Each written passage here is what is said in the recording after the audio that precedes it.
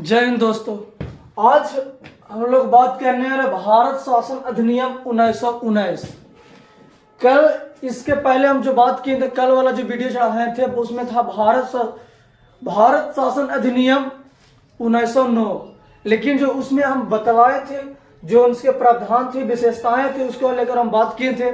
लेकिन जो आज जो हम बात करने वाले हैं भारत शासन अधिनियम 1919 को लेकर, तो ये देखते हैं भारत शासन अधिनियम 1919 है क्या चीज। तो भारत शासन अधिनियम जो 1919 है, जिसकी स्थापना की अगर जो हम बात करें तो भारत के सचिव लॉर्ड मॉन्टेग्यू और भारत की वायसराय लॉर्ड चेम्सफोर्ड ने मिलकर किया था।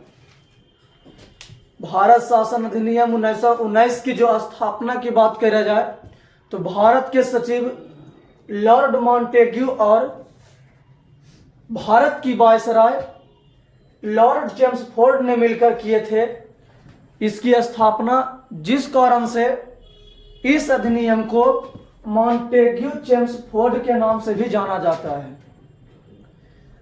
मॉन्टेग्यू चेम्सफोर्ड के नाम से किस अधिनियम को जाना जाता है? तो भारत शासन अधिनियम 1919। जिस तरह से हम बतलाए थे कल कि 1909 के अधिनियम को मार्ले मिंटो के नाम से भी जाना जाता है, उसी प्रकार से आज हम इसी के बात बता रहे हैं कि भारत शासन अधिनियम 1919 को मॉन्टेग्यू चेम्सफोर्ड के नाम से भी जाना जाता है। क्यों जाना जाता है? तो क्योंकि इस अधिनियम को पारित करने का मुख्य उद्देश्य या मुख्य रूप से देखा जाए तो भारत के सचिव लॉर्ड मॉन्टेग्यू और भारत की वायसराय चेम्सफोर्ड की अहम योगदान रहे हैं इस अधिनियम को पारित करने में, जिस कारण से इस अधिनियम को मॉन्टेग्यू चेम्सफोर्ड के नाम से भी जाना जाता है।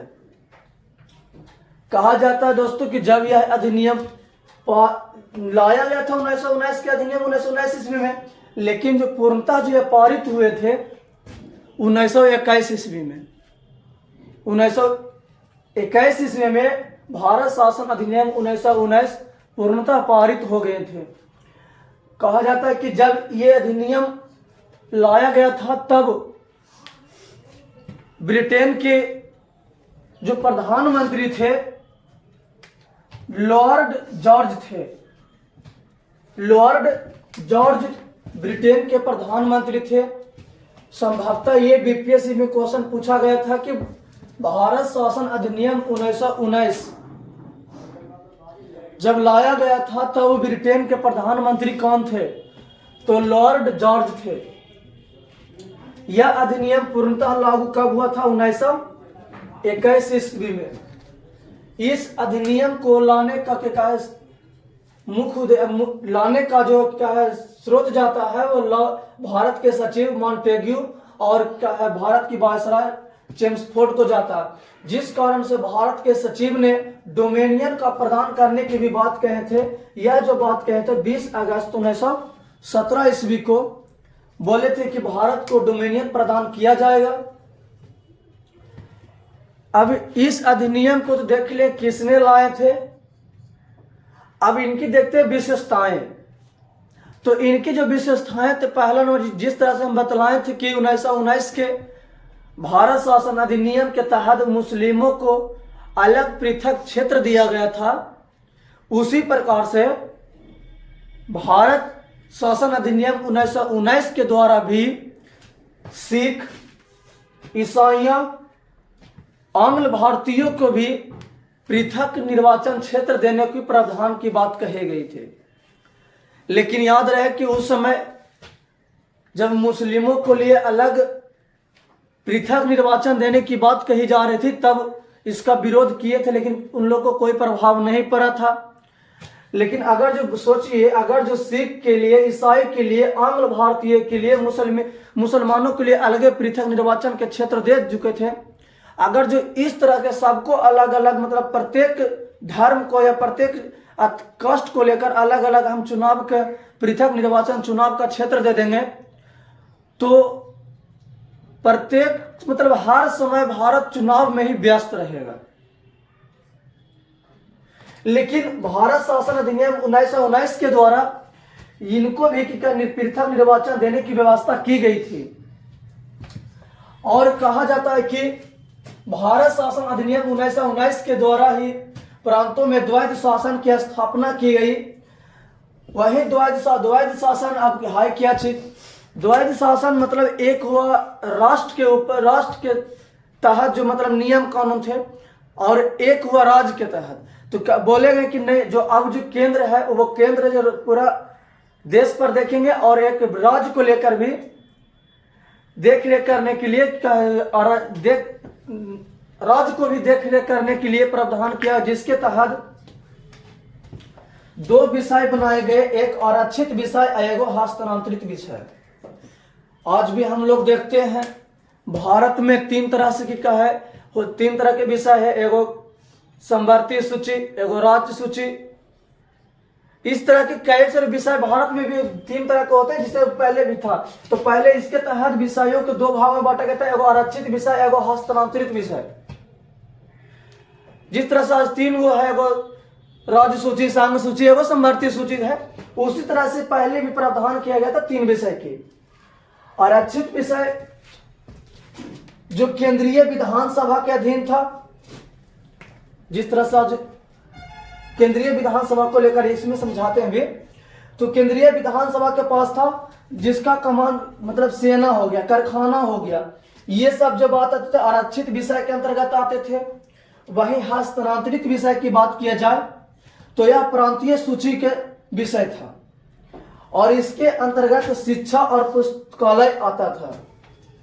कहा जाता है कि भारत में द्वैध शासन की जो जनक कहा जाता है, लियोनेल कार्टिस को माना जाता है। भारत में द्वैध शासन का जनक लियोनेल कार्टिस को माना जाता है। इसके तहत इसी भारत शासन अधिनियम 1919 के तहत द्विसदनीय विधायिका का गठन भी किया गया था। विधायिका किसको कहते हैं? जो विधि का निर्माण करता है, यानी नियम कानून बनाने का काम करता है। अब भारत में नियम कानून बनाने का काम करता है कौन? संसद, पार्लियामेंट। तो कहा जाता है कि द्विसदनीय का विधायिका की गठन भी किया गया था 1919 के अधिनियम के तहत। आप जैसे देख लेते द्विसदनीय क्या चीज है। जो द्विसदन का मतलब 2 सदन, द्वि मतलब 2, असदन मतलब 2 सदन। तो 2 सदन का निर्माण किया गया था, एक केंद्रीय विधानसभा और एक राज्य परिषद। एक केंद्रीय विधानसभा और एक राज्य परिषद। केंद्रीय विधानसभा को हम लोग निम्न सदन कहते हैं, और राज्य परिषद को हम लोग उच्च सदन के नाम से भी जानते हैं। कहा जाता है कि जिस समय ये अधिनियम लाया गया था, उसके समय केंद्रीय विधानसभा में कुल सीट जो थे 144, कुल सीट 144 थे, जिसमें से 104 सीटों पर निर्वाचन के तहत पद भरा जाता था, जबकि 40 सीटों पर भारत के गवर्नर जनरल या जो भी वायसराय होते थे वो मनोनीत करते थे। यानी 140 सीट को भरने के लिए 104 पर निर्वाचित हुआ करता था, और 40 पर मनोनीत 40 सदस्यों को मनोनीत किया जाता था। इनकी जो कार्यकाल की अवधि देखा जाता था वो 3 साल के हुआ करता था, यानी 3 वर्ष का हुआ करता था। वहीं हम बात करें राज्य परिषद की, तो राज्य परिषद को हम लोग उच्च सदन के नाम से भी जानते हैं। राज्य परिषद को हम लोग उच्च सदन के नाम से भी जानते हैं, और जो इनकी कार्यकाल हुआ करता था 5 वर्ष, और इनमें जो कुल सीटों की संख्या थी वो 60 थी, जिसमें से 34 को निर्वाचित किया जाता था और 26 को मनोनीत किया जाता था। यानी 26 सदस्यों को मनोनीत किया जाता था और 34 सदस्यों को निर्वाचित किया जाता था। यही केंद्रीय विधानसभा आगे चलकर भारत में लोकसभा के नाम से जाना गया, और यही राज्य परिषद आगे चलकर भारत में राज्यसभा के नाम से जाना गया।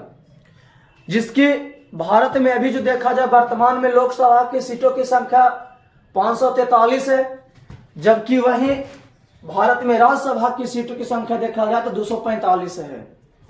आज भारत में राज्यसभा की जो सदस्य बनते हैं उनकी कार्यकाल 6 वर्ष की होती है, जबकि लोकसभा की कार्यकाल 5 वर्ष की होती है। लेकिन भारत शासन अधिनियम 1919 के तहत जो राज्य परिषद की कार्यकाल हुआ करता था 5 वर्ष और केंद्रीय विधानसभा का जो कार्यकाल हुआ करता था 3 वर्ष हुआ करता था। यही इस अधिनियम का और भी विशेषताएं भी है। बजट पर स्वीकृति प्रदान करने को विधानसभा का ही था। बजट को स्वीकृति प्रदान करना सिर्फ विधानसभा को था। कहा जाता है कि सबसे पहली बार जो बजट भारत में प्रस्तुत किया गया था 1860 ईस्वी में। भारत में सबसे पहली बार बजट प्रस्तुत किया गया था 1860 ईस्वी में जेम्स विल्सन के द्वारा प्रस्तुत किया गया था। और 1909 ईस्वी में इस बजट पर मतदान करने को अधिकार प्राप्त किए गए। वहीं 1919 ईस्वी यानी कह सकते हैं 1919 के अधिनियम के तहत इसको स्वीकृति प्रदान करने की बात कही गई। यानी हम ये भी कह सकते हैं कि 1860 ईस्वी से लेकर 1919 ईस्वी तक भारत में सिर्फ एक बजट पेश हुआ करता था। 1860 ईस्वी से लेकर 1919 ईस्वी तक भारत में सिर्फ एक बजट पेश हुआ करता था।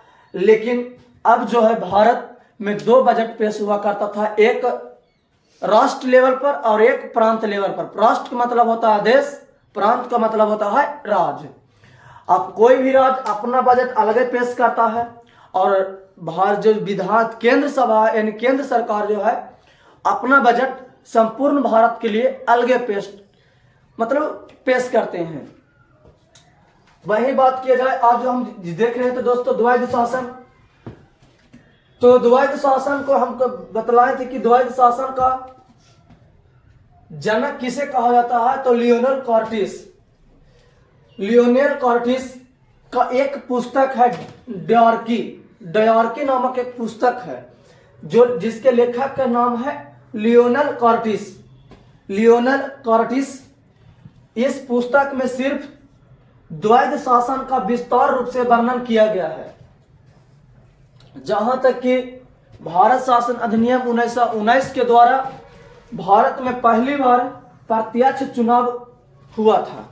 प्रत्यक्ष चुनाव के मतलब होता है कि खुद किसी भी पार्टी को सर्टिफिकेट करना, मतलब किसी भी पार्टी से चुनाव लड़ना, यानी पर जिसमें आम जनता भी भाग ले सके। उस तरह से पहली बार हुआ था 1919 के अधिनियम के तहत। और 1919 के अधिनियम के तहत ही केंद्रीय बजट को राज्य बजट से अलग कर दिया गया था। जो हम बोले थे कि केंद्र अपना पूरे भारत को लेकर एक बजट पेश करेंगे और राज्य अपने राज्य को लेकर एक बजट पेश करेंगे। और इनसे संबंधित और कई विशेषताएं हैं जो ज्यादा वीडियो लंबा हो जाने के कारण कि इसी अगले वीडियो में भी आप लोग को बता दिया जाएगा।